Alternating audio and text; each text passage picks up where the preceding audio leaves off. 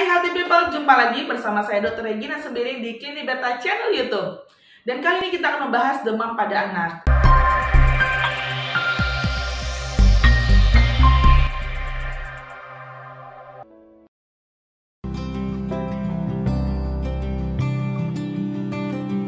Siapa di sini orang tua yang sering sekali merasa panik ketika anaknya terjadi demam? Nah, ketika anaknya lagi asik bermain nih, tiba-tiba terjadi demam sama si anak, langsung tinggi lagi.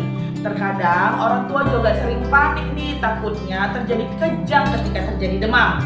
Atau jangan-jangan anak saya terkena tipes, terkena demam berdarah. Wah, banyak sekali keluhan ketika orang tua datang ke klinik ketika anaknya demam.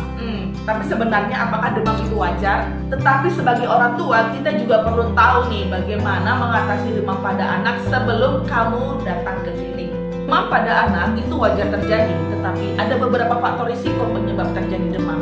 Nah, yang pertama adalah faktor lingkungan. Di sini ketika seorang anak berinteraksi dengan anak yang lain dalam keadaan tidak sehat. Yang kedua adalah sistem kekebalan tubuh yang lemah. Di sini imun anak sedang turun ya, sehingga kuman seperti parasit, bakteri atau virus itu bisa menyerang tubuh seorang anak.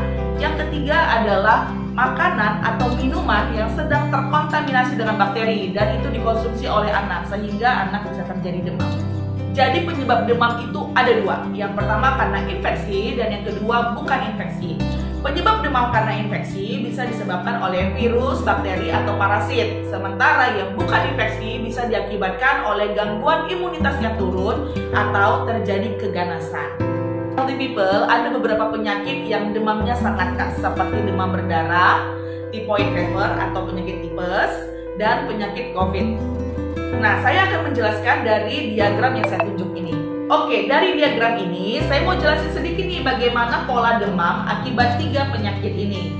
Pada virus Dengue atau demam berdarah, pola demamnya khas banget. Pada hari pertama, kedua, dan ketiga, demamnya akan sangat tinggi, bisa mencapai 39 derajat atau 40 derajat Celcius.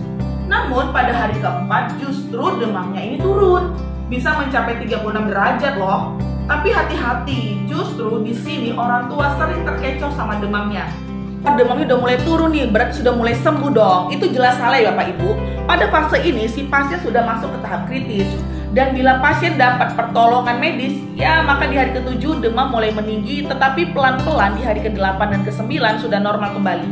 Nah, kalau demam karena tipes, coba kita fokus ke diagram yang bergaris merah ya.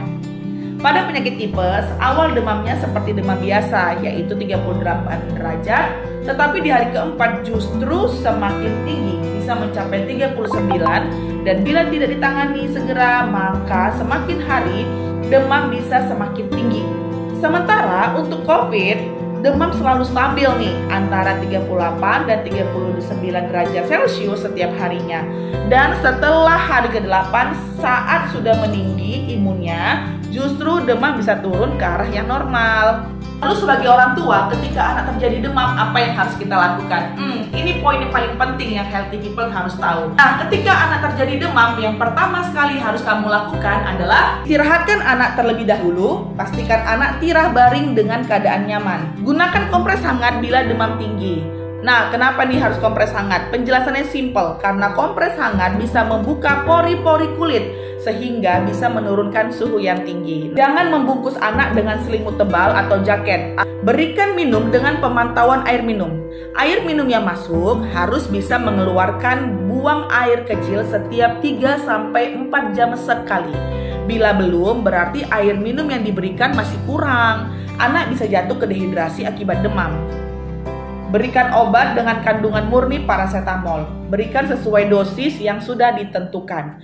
Untuk hal ini jangan bingung dan ragu ya, silakan konsultasi ke dokter kepercayaan Anda. Pantau keadaan anak, apakah anak masih aktif bermain, apakah anak masih mau makan dan minum, dan apakah ada tanda dan gejala selain demam. Nah, kalau pertolongan pertama itu sudah kamu lakukan tetapi demam anak belum turun, maka kamu bawa ke klinik kepercayaan Anda. Tetapi ada beberapa kriteria yang kamu harus tahu kapan kamu harus membawa anak untuk berobat. Yang pertama, Bila demam setelah 3 hari tidak ada perubahan atau demam turun tapi keadaan umum anak makin menurun, seperti tidak ada nafsu makan dan minum, ada muntah yang terus-menerus, lemas dan tidur terus, nyeri perut hebat, anak sering gelisah, kaki dan tangan dingin dan lembab. Ada perdarahan seperti mimisan, gusi berdarah atau bintik-bintik kecil yang banyak secara tiba-tiba. Tidak ada buang air kecil dalam waktu 4-6 jam, sementara kita sudah memberikan banyak minum. Lalu ada kejang dan sesak napas. Healthy people, ingat tanda dan gejala tersebut, dan bila ada satu saja gejala tersebut ada pada diri anak kita ketika demam, maka silakan bawa ke dokter kepercayaan Anda. Demikian penjelasan saya tentang penanganan demam pada anak. Semoga bermanfaat buat kita semua. Dan sebagai orang tua, kita harus siap dan semangat untuk menjadi perawat bagi anak kita. Jangan lupa like, komen, dan subscribe. Dan sampai jumpa di topik berikutnya. Bye!